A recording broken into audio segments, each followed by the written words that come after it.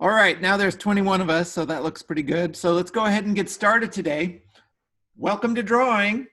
Today, I've also got the two camera system set up today. So if you can, it's probably really tiny over there. But I've written down what we want to cover today. And we want to cover some of those practical proportion finding techniques that we saw in the videos and have hopefully read about in our course text, and answer any questions that you might have. Maybe we'll try for some Zoom demonstration of those things to try and unkink the kinks. And then we have a slideshow that goes over the studies that we are going to be generating for each of our projects going forward. So really, those studies are meant to help us to locate the visual idea in our own work. And then we're also doing those master studies to just begin to familiarize ourselves with the kinds of visual ideas that artists have embedded in their work over time. So to that end, I think since you guys have been watching those videos and doing the reading, I think I would just open it up to questions on those techniques that I like to call triangulation. But that's going to include sight measuring, checking angles, thinking about the grid or using vertical and horizontal trace, point vector. What do you guys think? Was that super clear? Professor, can you just repeat those techniques one more time, please? I'm taking notes. Okay, perfect. So here they are written down. I don't know if that's too tiny to see. Yeah, forgive me, sir. I cannot read those. Yeah. So we're thinking about, there are proportion finding techniques that we call triangulation. And it's sight measuring, vertical and horizontal trace, or you can just write grid, checking angles, and point vector. So those are the things that I tried to embed in the video, which also, it starts to talk about a drawing in terms of a timeline, which is another kind of consideration that we want to take on. But the idea, the notion here is that we're doing different things at different points in a drawing, right? So we're starting to say that I don't have to think about the same things all the way through an image. One of the big benefits of this is that it's going to allow us to not be obsessed with the end of the work, right? So there's a way in which, as young artists, we have this tendency to want to complete things as we go. And we're trying to slice it up so that we don't have to do that, right? So that a 5-minute drawing, quote unquote, a complete 5-minute drawing looks very different than a complete 300-hour drawing, to exaggerate. But I think you take the point, right? So that then I'm free to actually give my full attention to these smaller and structural ways of thinking about building an image. Now, the ironic thing about this is that if you think in those ways, like for example, if I'm setting up a drawing and then you have a strategy around setting up a drawing, for example, like using point vector, and you know what you're doing there, right? Which is, hopefully we've got a sense of that already. I can just relax and just do that right now. I don't have to think about like, oh, that eye, we're getting that eye in the right place. We're getting that height to width relationship of whatever it is we're drawing. We're starting to establish that, but I'm not completing it as I go. So I could even hold that height to width relationship with just a few marks, a tick mark at the top, a tick mark at the bottom, and then on either side, right? Recognizing that I'm building toward the kind of like sense of completion. So let me retrace. So what I'm saying is actually it's much quicker if we do one thing at a time than if I try and do everything all at once, which is have that bravado in my finished mark and get proportion and think about composition and think about light and shade. Do you see what we're saying? We're trying to recognize the real difference between the immediacy of the photograph, we might say, right? And what it takes to actually build something in a drawing manually, right? So where we're seeing like recognizing that it's our mind and our body that are the interface. Other questions? That was very helpful, Professor. Thank you. Yep. I actually had a quick question. Yeah. The textbook talked a lot about citing at the beginning. Can you explain exactly what that is? Because the textbook didn't really explain a lot what citing was. Okay. Yes. Let's get into it. Thank you for the question.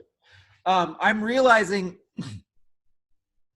that I might put something back of me real quick, and then we might be able to demonstrate it right over my shoulder.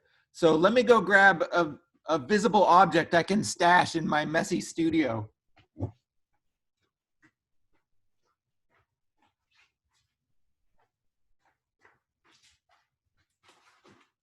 you guys see that? It's a skull. No? Not really. Not really? How about this? Is this better? That one you can see. Okay. I could have pre-planned that, but I didn't think of it. Okay.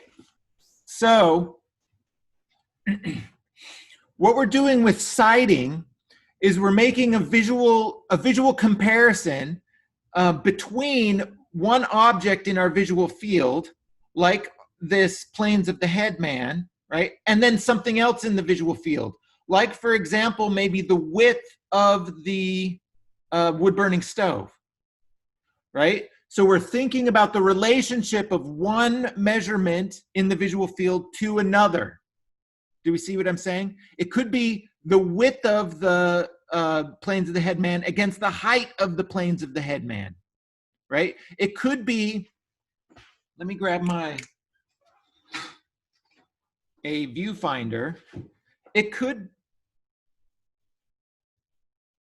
let's make it bigger.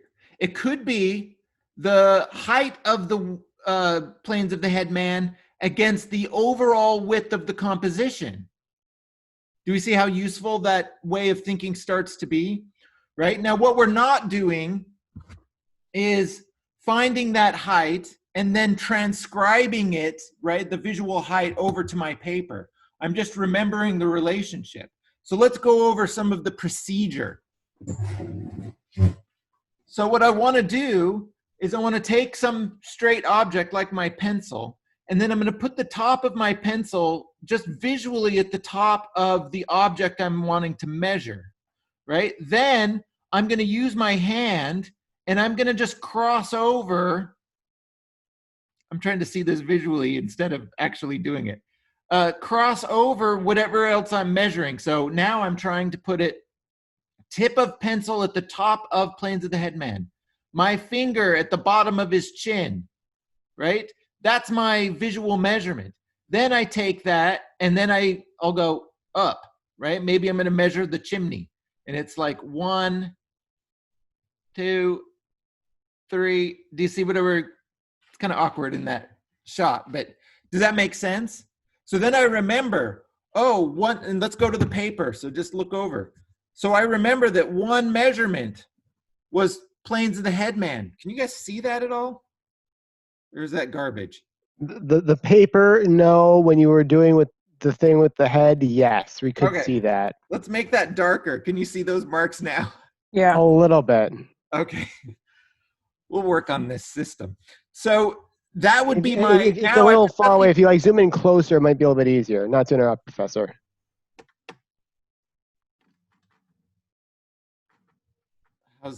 Hold on. It's rigged. Let's let's try this. Oh, that's substantially better. Okay, good, good, good. Thank you. Okay, let me get rid of that wire. I want to keep it plugged in so I don't run out of battery.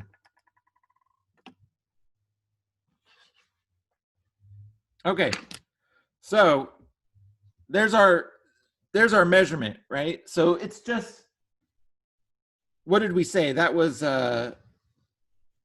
like the head of planes of the head man, right? From the top of the head to the chin. And then we started to measure up, and it landed here somewhere on the chimney, and then it landed here somewhere on the chimney.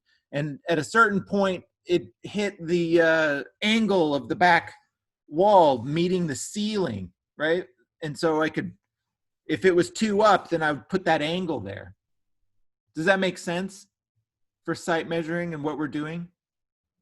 So you're just using something as like a measuring device in relation to everything else in the drawing? Correct. That's it. Right? It's a simple idea, but it's so powerful. Right? Very good. Did that clear up the question or how we might use it? Okay.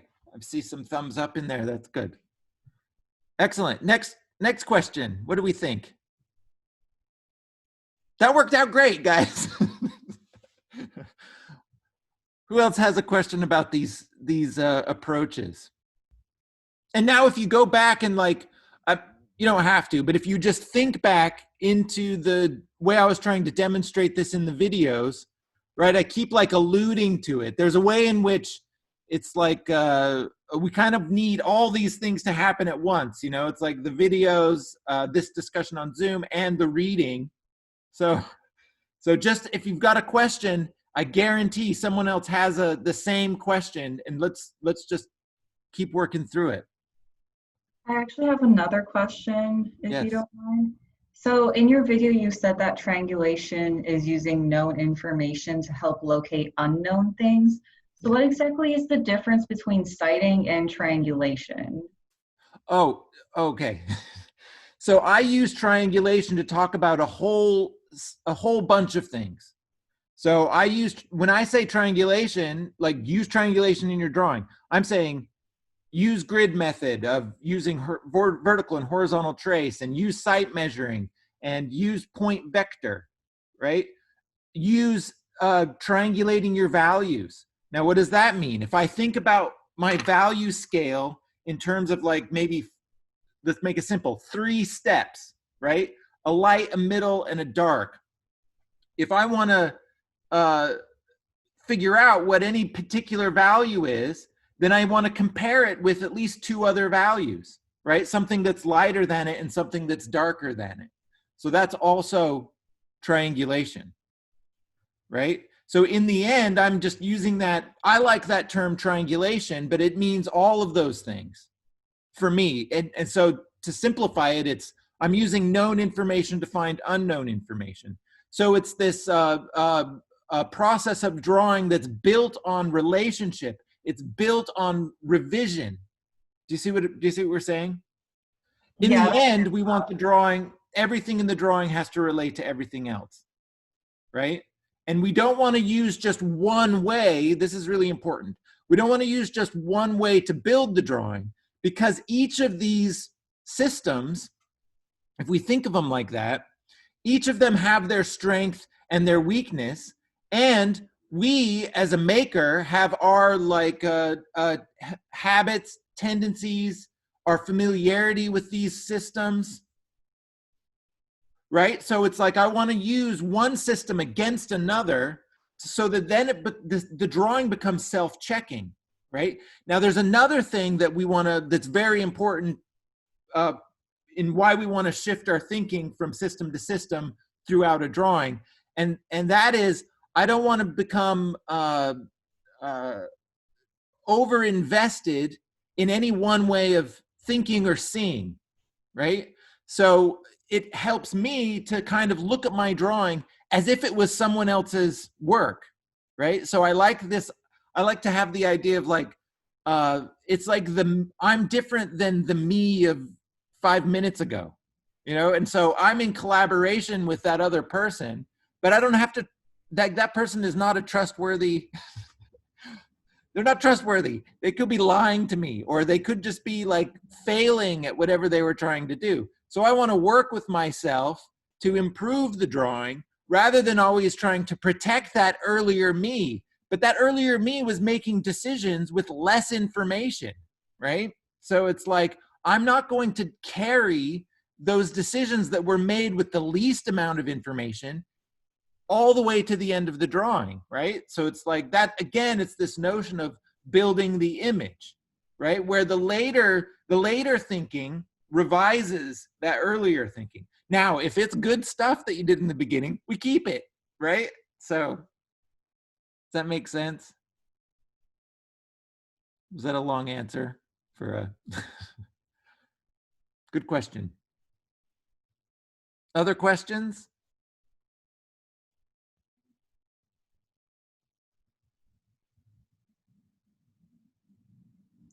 I have one. Yes. Could you explain point vector a little bit more? Like when I first saw it, I was a little bit confused and I still am. Great. So let's talk about point vector, and maybe we need to do another demonstration with I might want to move this up a little bit. We'll see what need a little more space on it. So let's talk about point vector. Get in a weird shadow. Well, that's what it's going to be. Okay, so first, let's take a still life object, and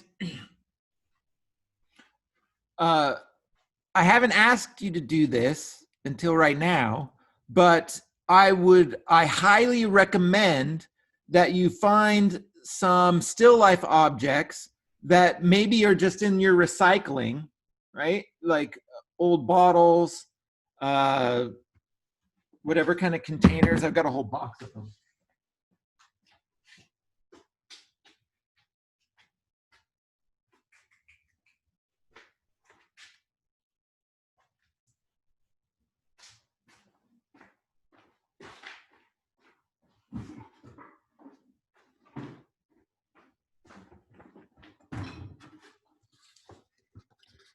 Right? And what we want to do is we want to strip away all the detail information. So on an object like this, I can just peel off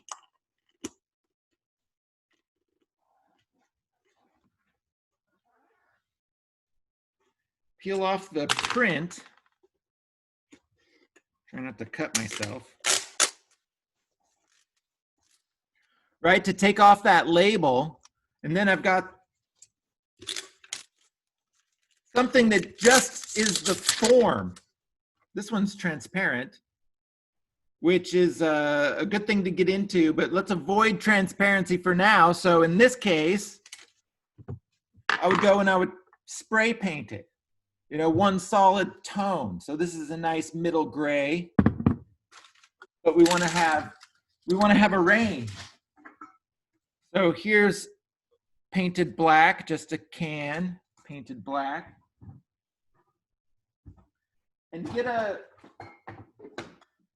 variety of shapes, you know, nice basic forms, so that we can not have to deal with the level of distraction, you know, where I'm like trying to draw little letters on a label, right? So simplify those forms. Okay, now let's go to triangulation. So let's move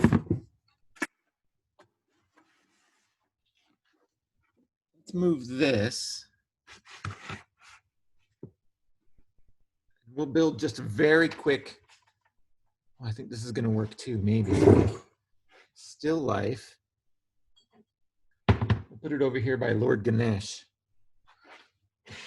And let's put some more tea stuff. If you want to get a little more intense, right? It's like take your favorite still life objects like this teapot and then make them out of some other material, carve it, you know. And what we're doing, this is actually like a really serious point, you know? And the point is we want to take control of the material that we're using to build a drawing, right? So we can go to this kind of level, but then also it just goes into other like creative places. You know, like if I'm gonna make a city in a painting, maybe I'm gonna build like a little cardboard representation of whatever kind of like building I want. You know, so I'm not trapped. Again, it's like that notion of different drawing systems on the one hand, but then as I start to build like more complex concepts and ideas, I want to be in control as much as I can be of those sources, so that I'm not stuck in the limitations of the source, right? So it's like we default in a way to photography. So it's like I can make my own building, and then I can look at a photo and put whatever kind of skin on it that I want. Do you see where we're going with that? I know we're drifting, but we're going to come right back to triangulation right now. I mean to point vector. So let's put a few things out there. Okay. I need to be here. Okay, so here's the idea with triangulation. Basically, we're going to start with a key. What's a key? The key with site measuring, it's like we have a width that we talked about, right? We talked about the width of the planes of the headman, or the height of the planes of the headman. If I use planes of the headman and compare that to everything else in the drawing, then planes of the headman would be my key. Now the key, that's just the thing that I use as the standard of measurement throughout the entire drawing. Everything in the drawing ends up relating back to the key. Point vector starts with a key, and then I start to build out like a network of relationships. So I start with planes of the headman height, but once I find the width of the stove, now I can use width of the stove width to find others, with site measuring, to find other things. And it all still relates to that one measurement. Does this make sense? Yeah. So far? Okay. Now, there's another principle that point vector uses, which is the principle of angles, right? Now, you can see like site measuring, that's good and very clear in some instances, but sometimes I want to, you know, sometimes it's more clear to just see where an angle intersects. So if I've got two known points on a form, let's go about finding some. So I've got a few objects here. Let's see what happens. You guys see this?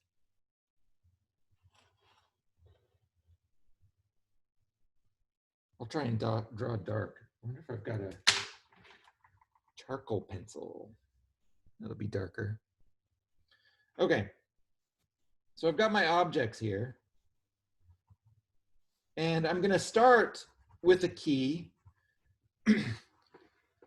Your key is either arbitrary, you just choose a width, right? Or you relate your key back to your overall composition, right? Now, how do we do that? Let's just see it real quick. I've already grabbed so much garbage, I lost my viewfinder. Let's use this one. Here's a viewfinder with a dynamic symmetry grid on it.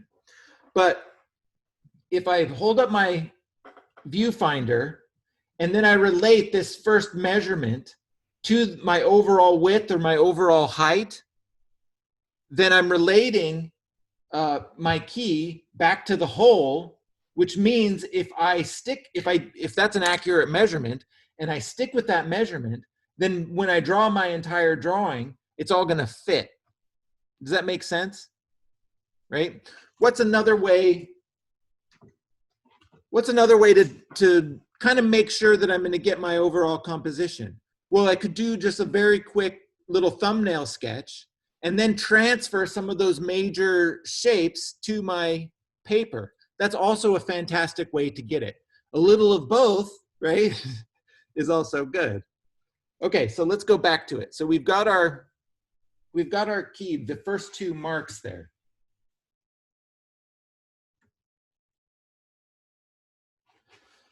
So, and that is the width.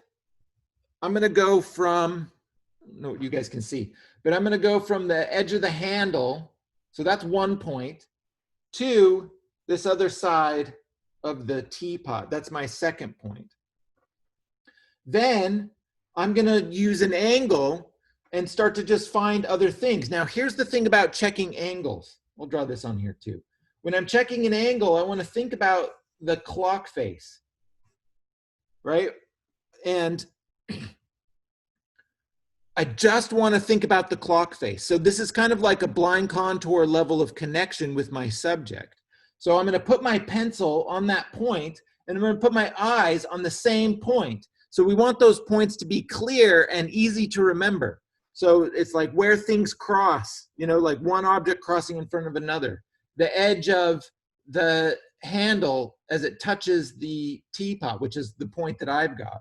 Then I'm going to look for the point that I want to go to, right? So I'm looking, say, like the top of the handle. And as I'm doing it, I'm just looking and thinking about the clock face. If I've got a tripod handhold, which I think we talked about, then I can actually kind of swing that, like as if I'm finding that angle on the clock face. Does that make sense? And then when I feel it, I'm gonna go for it. And I could be glancing, like, look at the point, look at my paper, look at the point, look at my paper, look at the point, right? Look where I'm going, look back where I am. And I'm like building this into my body. You know, it's like attention is rising. I'm looking, finding what is that angle. I'm rotating a little bit to try and find where I am. Then when I see it, I feel confident. Then I go for the angle and I draw through. I don't draw to the next point. I just draw the angle, right? I've actually taken the idea of I'm drawing the handle of the teapot, and I've wrung it out, right? And now I'm just thinking about that angle. I want to do one thing, right? One idea. So let me see if I can do this real quick. So try it once. Then I'll go back, look, try it again. Then I'll check the angle. I got I'm not in an optimal drawing situation. How do I check an angle? Well, I know that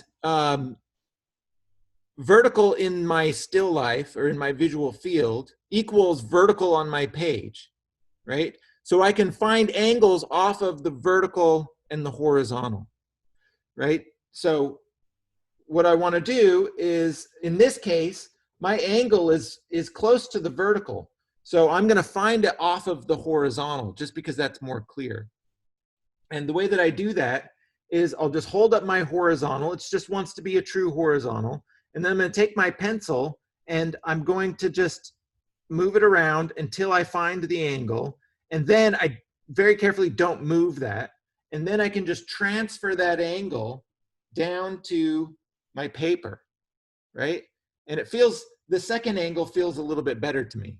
So then I would keep that one, and I might erase both of them. Nothing is lost, right? When you erase something, you can still see the material, right? The choice.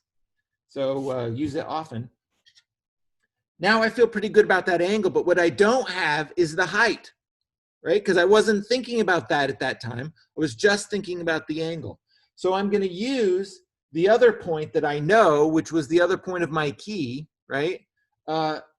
Recognizing that where this angle from my other point crosses that vertical, then it's going to give me that height. Do we follow so far? Is this working? Okay. So let's try that. This is why it's important for those points to be specific, so that I'm putting my eyes back in the same place. Now, another thing that you'll see me do is, as I'm drawing, and it's part of the habitual way that I draw, but I'll go back and forth, right? So it's like, I know this point and I know this point. So I'm like feeling that space out, feeling it out with my body, right? I'm learning the drawing, right? I'm not just knowing about it, but I'm feeling it out, you know? So think about like pencils, like shooting out of your eyes, and they're like they're like really long pencils, and they go out and they're like touching the stuff. You know what I mean? Okay. Okay. So I'm gonna helicopter kind of back and forth, but then when I feel that point, then I might, you know, get on that clock face, and I'm feeling and looking for the angle. As soon as I feel like I got it, then I'm going to shoot it over. And I'll try again. Always try at least once or twice and see what we get. And then we check the angle. And this time, I'm going to check it off of the vertical because it's closer to the horizontal. So, and then very carefully, don't let them move once you find your angle.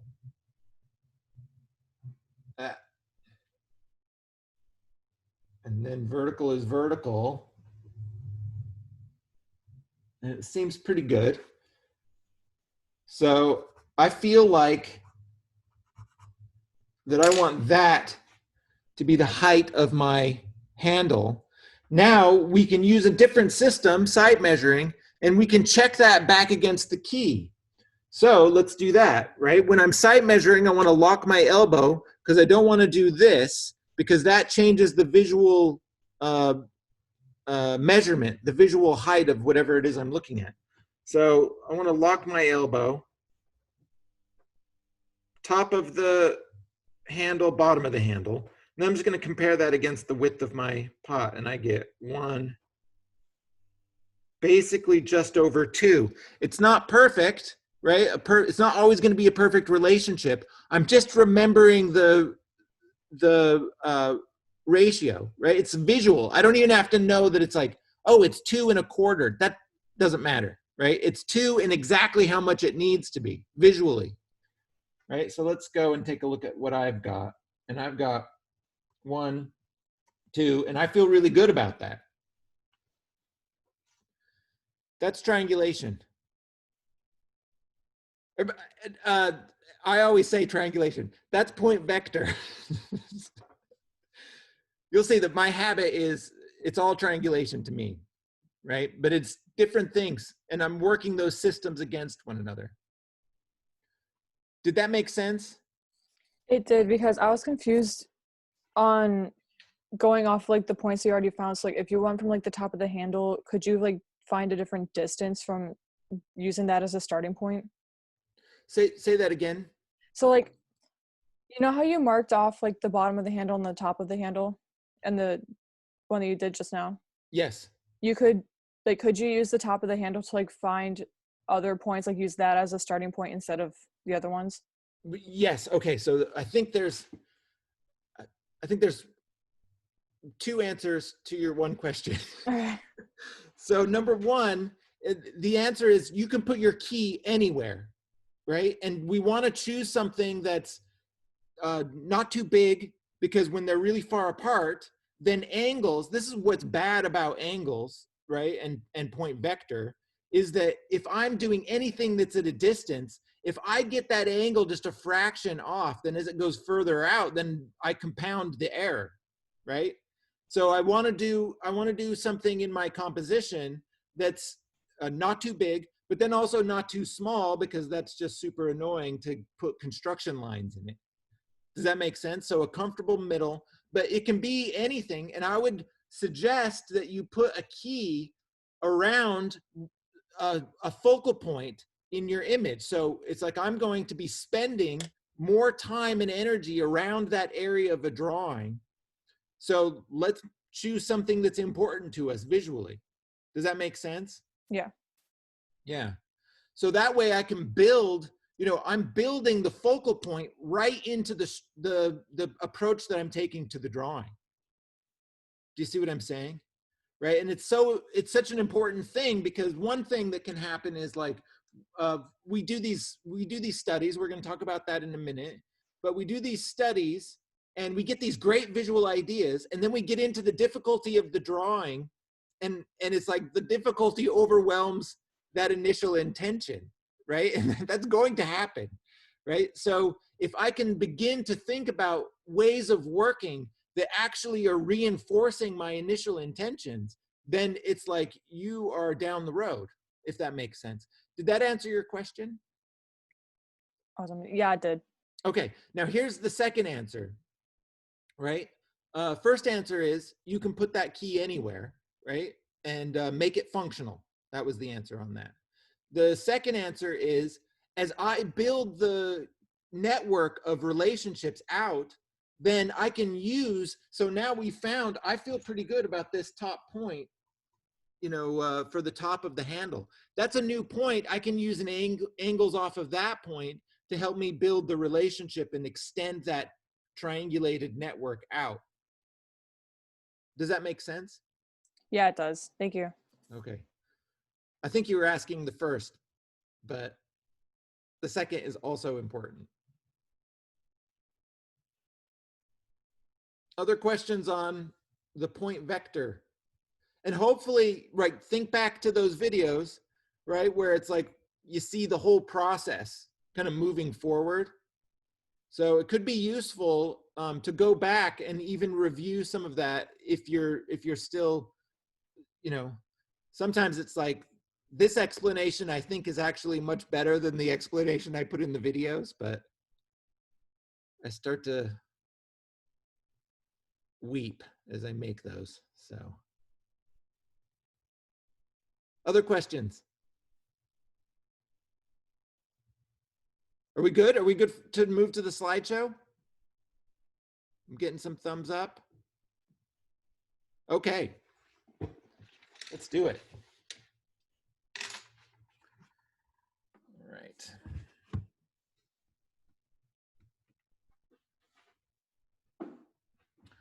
All right. We go to screen share.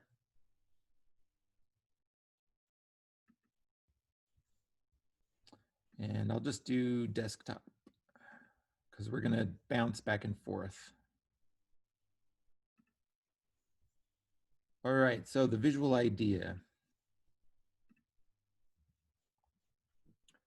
All right, so primarily what we're going to talk about here in the slideshow is studies and how we use studies. And you're going to be asked to do basically 6 small studies for this week's homework. And we'll be doing a variety of those going forward. So we're going to talk about the things that we're looking for in a study, right? Now, the reading covers like thumbnail sketches pretty well, and it's probably like the easiest thing to immediately understand is if I just very quickly draw all the things in my composition, and a bottle is a bottle and all of that, right? Then that's a thumbnail sketch, just real quick, right? Capture everything. But we're going to get more specific just about very particular kinds of compositional ideas and design ideas. So let's take a look. And here, then we're going to talk about the master studies too. And the idea is kind of like this, trying to get really practical, right? Where it's like I'm doing master studies to kind of see how other people have done it, right? And start to understand some of the conventions, design conventions that people use. And then, but for us, it's really important that we wrap that back around to the beginning and begin to be able to embed those kinds of ideas in our own work so that we just don't have to go like this kind of trial and error thing through like 50 years of toil in the studio. Let's speed that up so that we can get a handle on like what we're doing. And then if I know what I'm doing, this, you know, the visual ideas I'm trying to embed, then I can strategize around those ideas, if that makes sense. Okay, so let me minimize the heads. All right. So starting out, we're just thinking about some of that thumbnail sketch, which we see in the Rembrandt, you know, on the left. And it's a very cursory kind of study that we have there, right? But it's deceptive because there's actually a lot that's embedded in that study that is carried forward into the final painting. So with those thumbnail sketches, we want to do it very quickly, but and these are the ones that we're going to be doing. We'll do a thumbnail sketch, just capture the material, scale of things in the composition. Then we want to think about the dominant diagonal, and also think about, does it go all the way to becoming a gamut? And then we'll talk about coincidence in relationship to angles. Then we're going to talk about composing in light and shade, then primary and secondary characters. I've got a short little video on dynamic symmetry from Barnstone, which is just phenomenal. So it's a great little quick introduction. And then we'll talk about your guys' master studies. All right, so the dominant diagonal.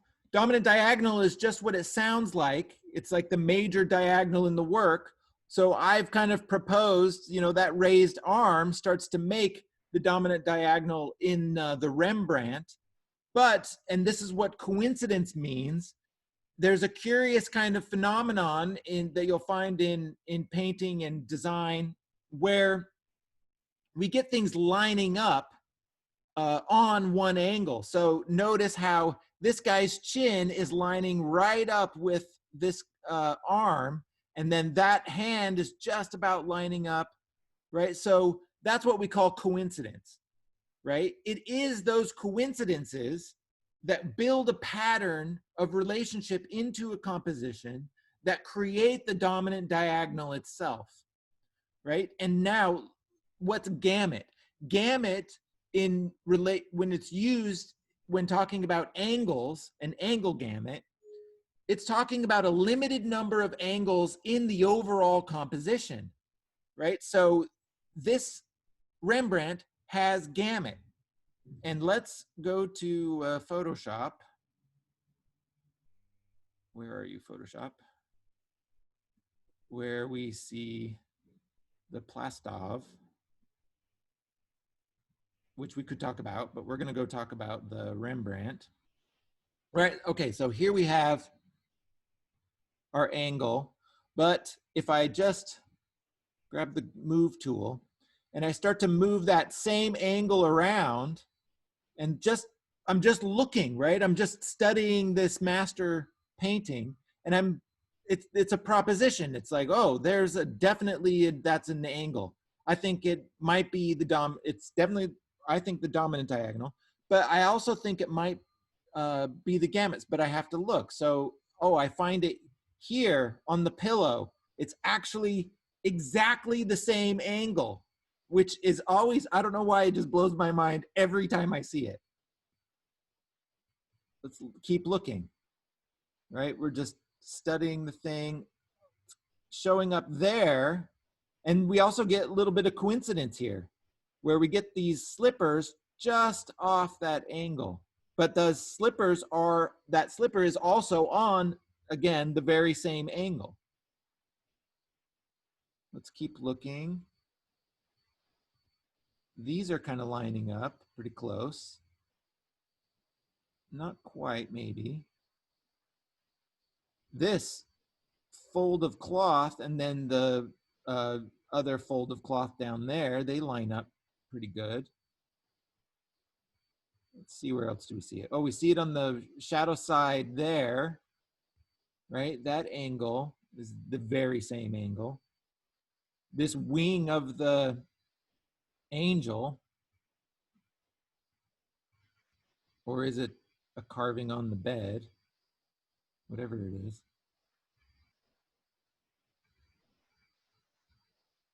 There it is again on that fold. So from the fold to the top of her hairline. So we're looking, you know, I'm making a proposition about this angle, and then I'll just study the image, right? And to me, that angle builds, you know, I feel confident about that, right? As definitely dominant diagonal and as gamut in the image. Then there's another thing called the reciprocal angle, which is often like a composition will have that dominant diagonal that's creating gamut in the work. And then there'll be another angle that is the reciprocal angle to it, which I went ahead. When we start to talk about dynamic symmetry, those reciprocal angles will often be on a 90-degree from a dominant diagonal, which is our Baroque diagonal or our sinister diagonal. In this, so I would start with just finding like a 90-degree angle off of the dominant diagonal. And then we search, right? So let's get the move tool on green. And let's disappear that one. And let's look. Oh, look at that. So we find it here on the back of our head.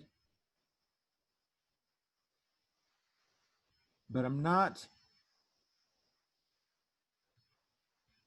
you know, I don't find as many with this reciprocal. A reciprocal doesn't have to be, you know, that in terms of gamut, the other angle doesn't have to be at exactly a 90-degree angle. That's just where I start looking. So I'm tempted, let's put this other one back in. I'm tempted to shift this one. You know, and a strong angle is just that midline of the figure. You know, I kind of like this one. Let's take a look at that one. If I can get it to stick. And we'll erase that. You know, so now we've got midline of the figure and sides of the figure. Let's see if we've got other things. The sheet. Oh, look down here. This fold of cloth.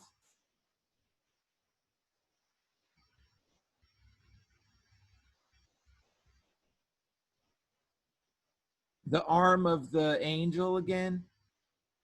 This guy's arm. So I'm starting, and that side of his arm too. Almost the shadow on his face, but not quite. His nose relating to his eye is on that angle. The corner of this and the top of his head. Look at that. So I feel like this is more of like an angle, the reciprocal angle that's in the gamut. Okay, let's bounce back to our slideshow. So dominant diagonal in a work, but then we can see that he's building an angle gamut in there. And the way that you build angles and into a work of art is through coincidence, just lining things up. Oh, and now let's look back at his thumbnail sketch, right? Where you see he's already right here in the thumbnail sketch starting to think about that dominant angle, right? It actually ends up being a different one in the final painting, and even the ratio is different. Okay, so here we see Apollo Uccello, and this one is great because it's like those spears just build those angles right into the work, which is just so much fun, you know. And there's another thing we'll talk about maybe a little bit later called notional space, which talks about how angles converge in a work of art, but we see that happening like there's like these two angles cross on that figure, right? They're actually spears going that way. But if you took that and applied that logic to other images, now that I'm talking about it, I want to go do it, but we'll do that later.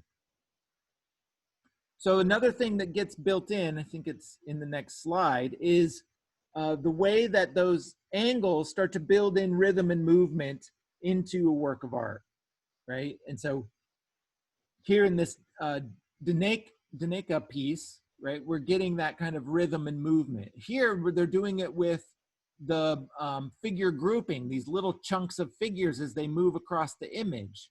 With the Uccello, he's building that rhythm with those spear angles. With the Rembrandt, he's doing that with that gamut, right? A little more subtle. There's more subtlety in the Rembrandt in terms of the rhythm, where these are more obvious. And then we also want to talk about arabesque, which is kind of like a flowing, the way that the rhythm will build a flow through the image. And so the flow in this one just ends up being this circular kind of movement, you know, and it's very intentional, where we like follow these figures across the top. They're all facing left, so we kind of have a leftward movement.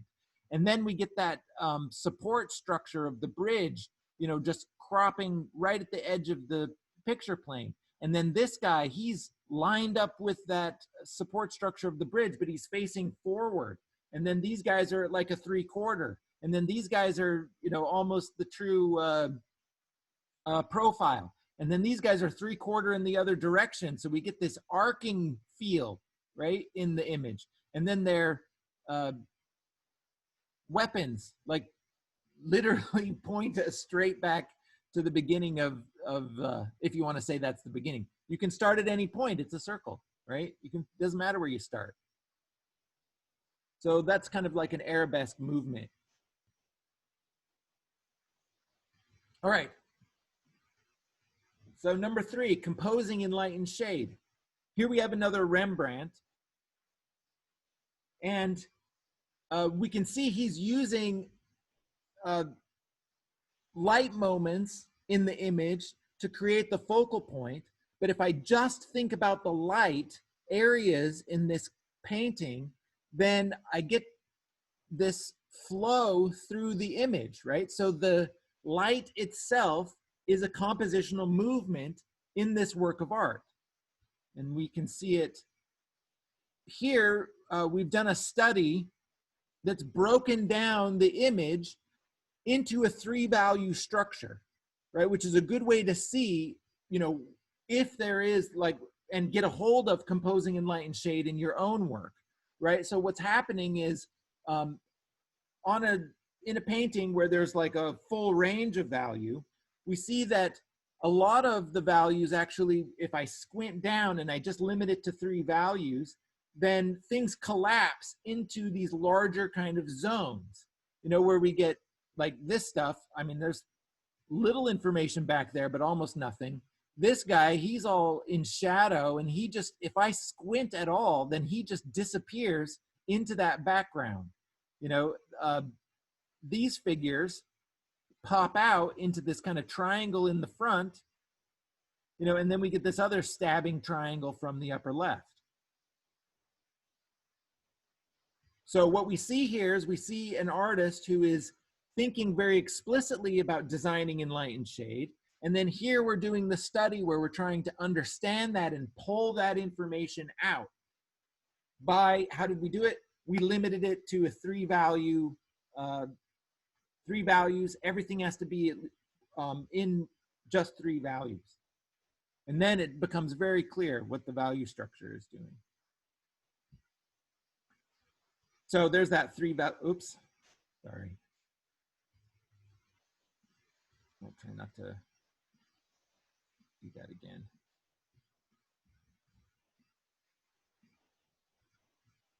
So there's just some talk about the 3-value structure.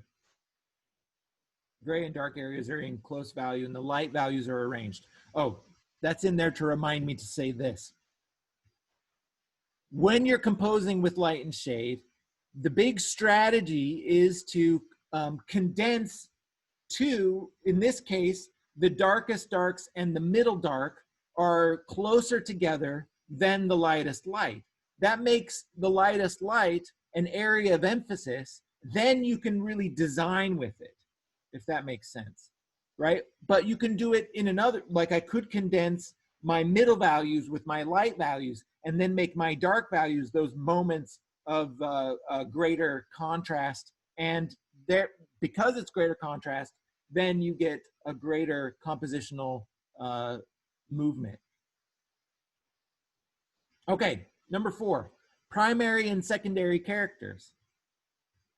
So the first level of information when we think about primary and secondary characters is like the main characters of a movie. You know, we have the main characters of the painting, the mother and child, and then we've got secondary character, you know, angels for sure.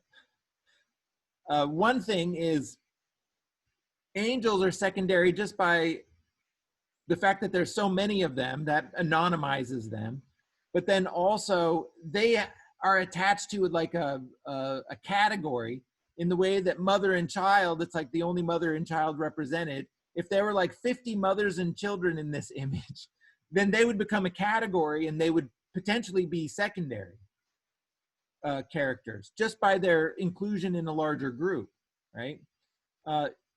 This guy, he ends up being secondary character just because he's so subordinated in the value scheme and he's visually kind of hidden in the picture. So obviously secondary. That's one level, right? And just as I was describing this guy, I'm also describing what we call hierarchy of detail, right? So there's less detail on that figure, more detail on these figures in the front, higher contrast on the figures on the front, less contrast on him. So then he bleeds back into the background and then also into that secondary kind of character status.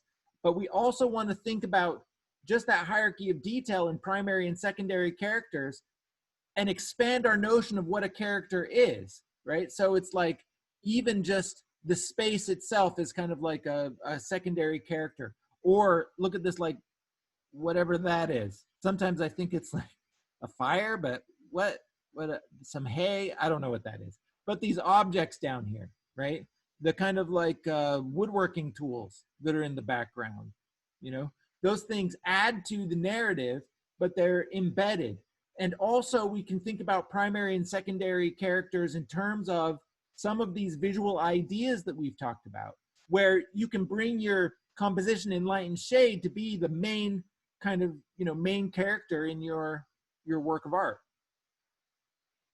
You know, and I kind of think we see that in the Daneka, right? The soldiers marching around, where it's like the soldiers become secondary characters too, just like the figure grouping and then the rhythm that builds.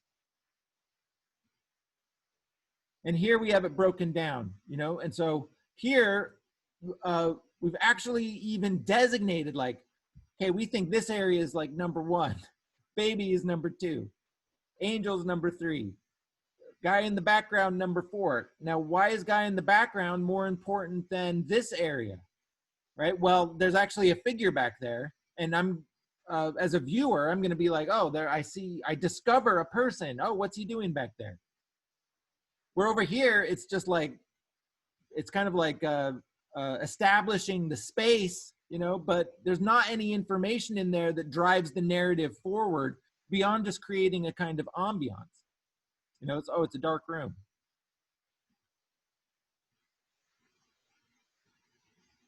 So we want to think about figure grouping, where that grouping can be not just the figures themselves, right?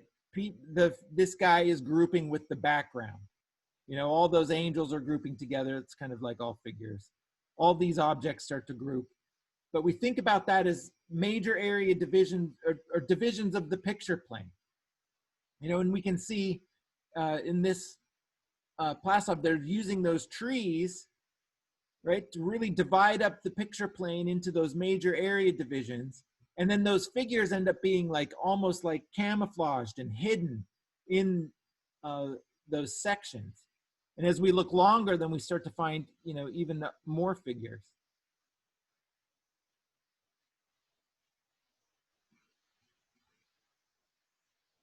And we want to think about how these different ways of pulling out, you know, the visual ideas. So what are those visual ideas? It is the primary and secondary characters, right? How they are related to one another on the picture plane.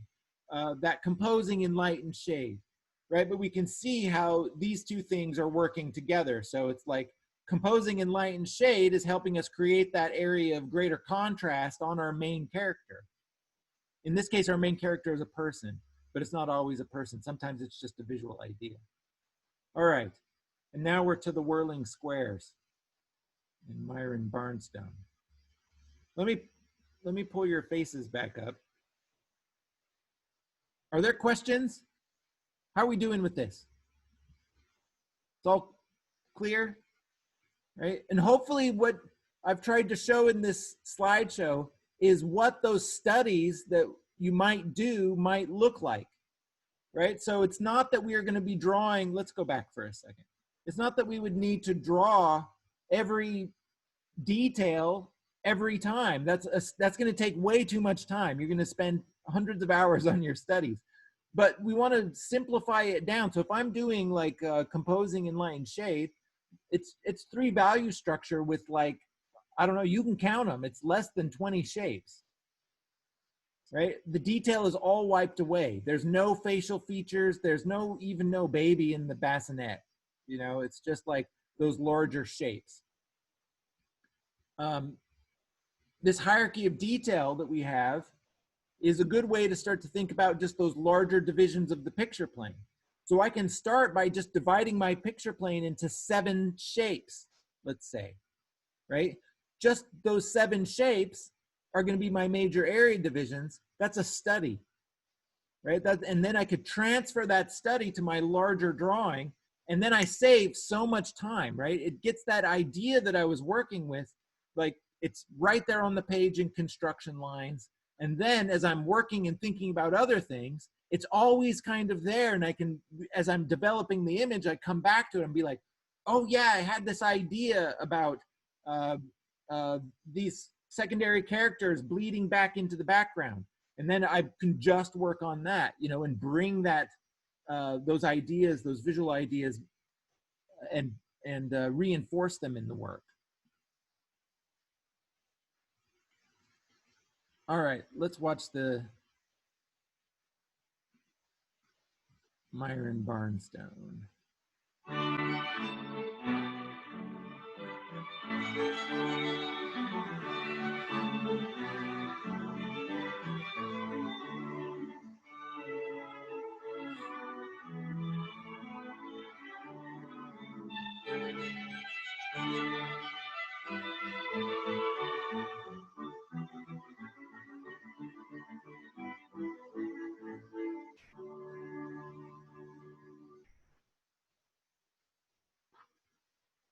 Traditionally, we design in a rectangle.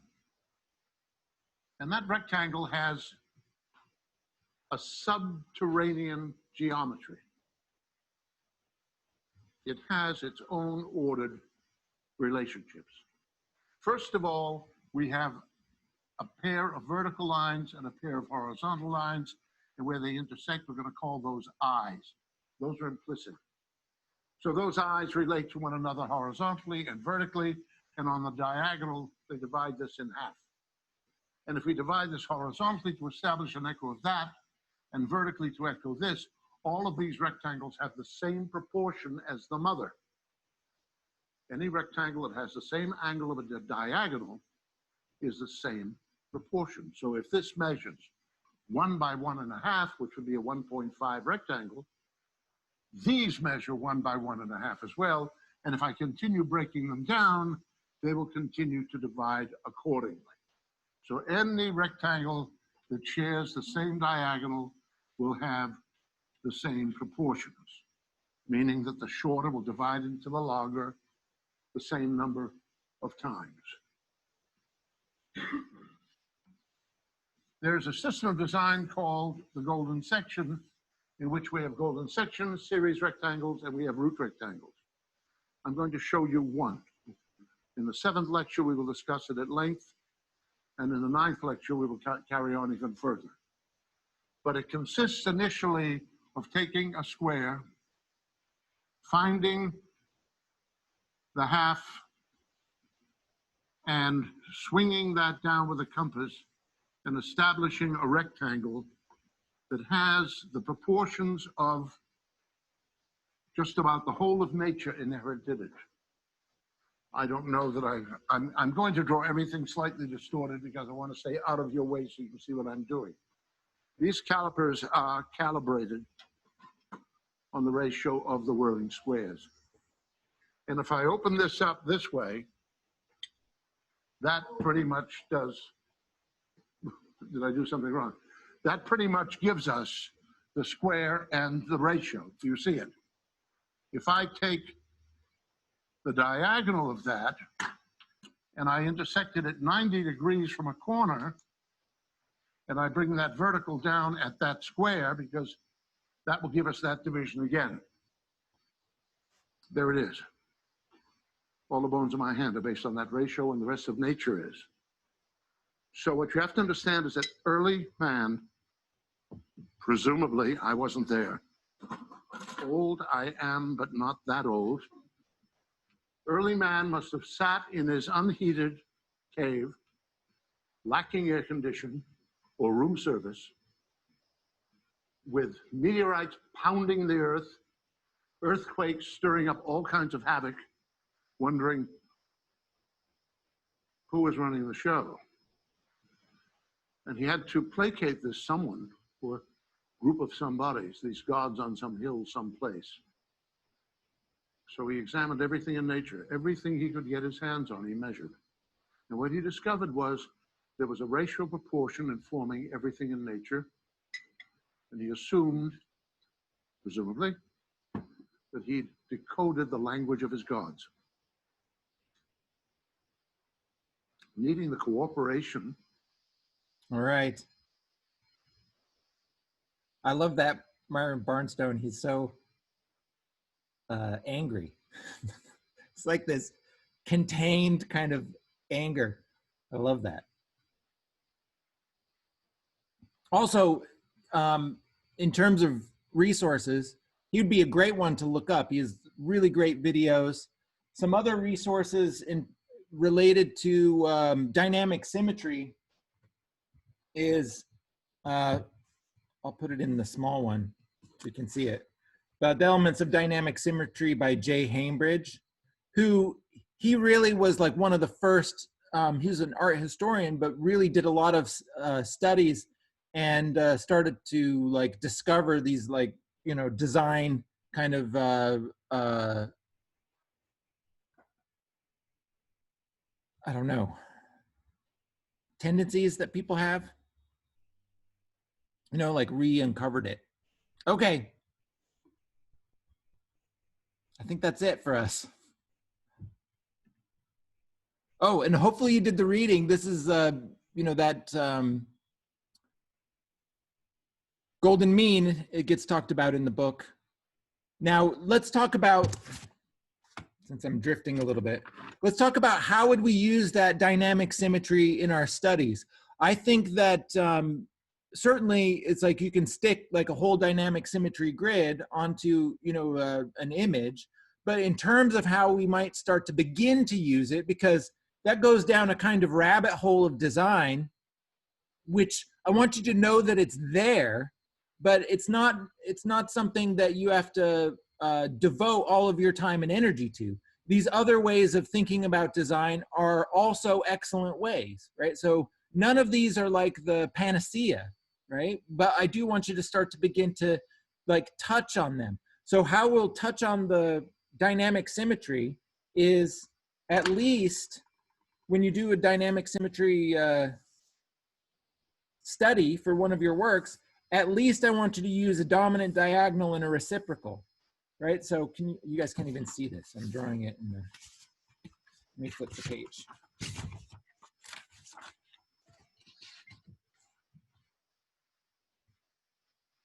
Let me get out of the screen share. Right here.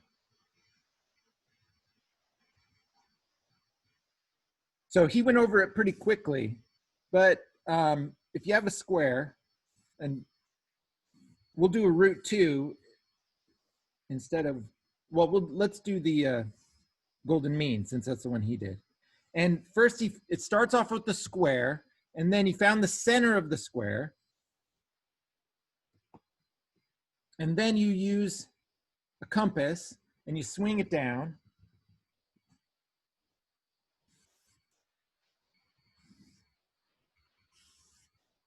So that sets up the golden ratio.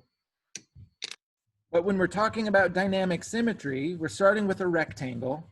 And it can be this one, or it can be like another root rectangle. And we start with basically 2 diagonals, and then they're reciprocals. And it gives you a St. Anthony's cross. But I think someone's knocking on my studio. I'm not going to answer it. But if I go from the bottom corner, bottom left to upper right, then we call that the Baroque angle, just to differentiate it. But prove for yourself why they call that the Baroque angle by looking at Baroque art. Then we go from the upper left to the lower right, and we call that the sinister angle. Again, start looking at some art history and see if the darker and more sinister paintings aren't built around the sinister angle. It's, you know, a stunning kind of thing. And then relate that to like your sense of like optimism and dread, and how those conventions get built right into the design itself. It's wild, you know, to start to feel those patterns, you know, in museums, right? And now, how did the pattern get there? Did people discover, like, you know, the golden ratio? It's like they're finding that mathematical relationship in nature. But what about these other kinds of things, you know, where it's like the sense of the sinister as against that angle? You know, I don't know. You can make your own speculation on that. And then we do, from each corner, we do a reciprocal angle, right? So let me start over with just one so it's more clear. And I'm just going to cheat the rectangle. But we've got our golden mean, and then we've got our Baroque angle, and then we've got a 90, from this corner, we've got a 90-degree angle. I should have brought my square. I'm not going to go get it. But a 90-degree angle here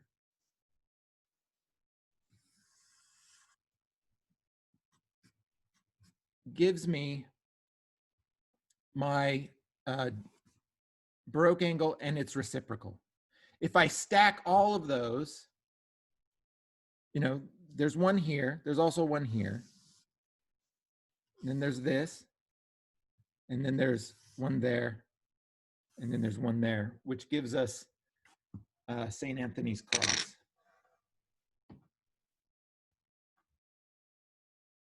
So let me back up.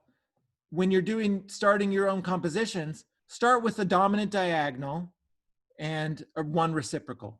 And then when we're making a design, we just put that on there and then just feel it out, respond to it. There's no set way to do it. It's just the throwing it out there and getting your brain working on it that we're trying to do with all of these things, right? So when we're doing composing in light and shade, there's not a right way to do it. We're just saying, think about that, right? Respond to it. Make a choice in your composition that is in reference to those studies. And then the idea is like, we're going to start to build stronger images as a result. Here's my guarantee. If you did like these 6 studies for every work of art that you make from now until you graduate, your portfolio will open so many doors that you'll have to vomit with anxiety for how many opportunities you have. That's prove me wrong. No one's ever done like the 6. Now, I said 6 studies for every work of art. If you miss one and then you don't get into grad school, it's not my fault. Just kidding. That's a joke, guys. Questions?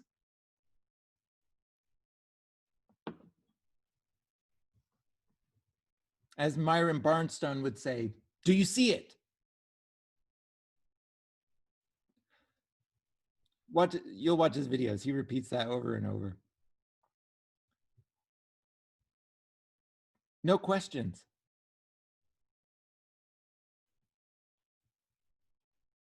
I think there's a question in the comments in the Oh, chat let me- box.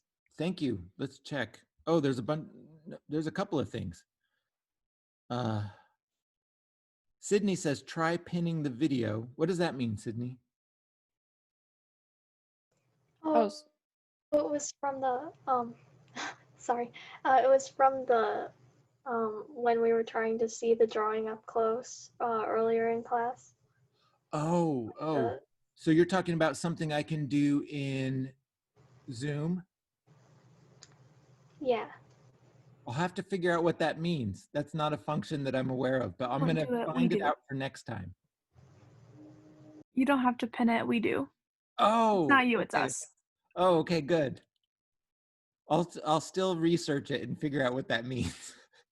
It just means that you can pick that image and then it shows up larger on your screen. Yeah, so that'll be like the only thing that you see. So I've actually been doing that this whole class. I've that's just been great. looking at your phone camera. Yeah, that makes sense as a function. Yes, that helps a lot. Oh, you guys are fantastic. That's what I've been doing and it works. You guys are great. Thanks, Sydney. Thank you, Sydney. Everybody is so happy about that. I'm sorry, I have to go pick up my son. No problem. Sean, see you next time. Cameron says, so is this kind of similar to the Fibonacci? It's exactly the Fibonacci spiral, the golden mean. It's the same thing. The Fibonacci sequence is just that ratio of numbers, right? So it's that 1 to 1.6, whatever it is.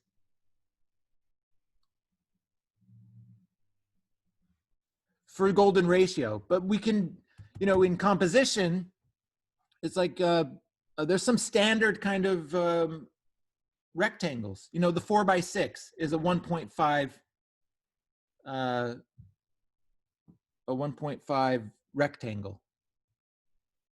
Root 2.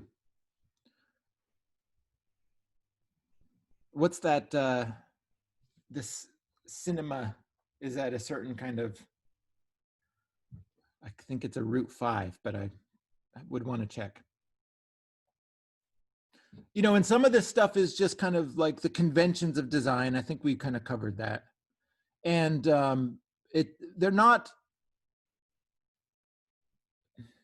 rules per se, but when you start to really like look and study works of art, then you'll see them reemerge, and there's many artists who are explicitly using, some of these systems, explicitly, like I think in the Rembrandt, I think it's very clear that he was really thinking about a hierarchy of detail and composing in light and shade, as a function of telling the story. And that's really, in the end, that's what we're trying to do. We're trying to make, a more powerful image.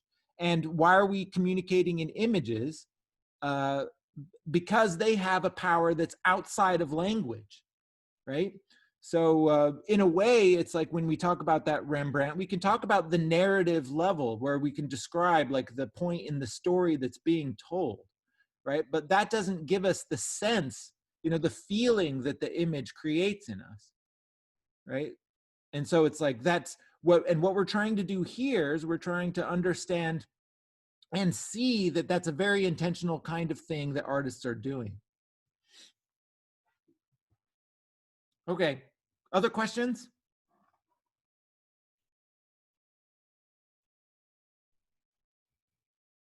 Okay, so what I'd like us to do is take a few minutes and pick one of those. I can pull up the slideshow again. I want you to pick one of those approaches to making a study. For our homework, we're going to do all of them. You've already done the master study, right? So that one's out of the way. But I want you to pick one other one, and I want you to do a quick 5, 10, I'll decide in a second, minute drawing of your master study, right? So pull out another kind of information from the masterwork. You can pull up that image of your masterwork right on your computer if you've got that handy, or you can just use your other drawing. That's fine too, you know, the one that you already made. Let's go, I'm gonna do the slideshow and share it, and then we'll slide back to the list, which is right here.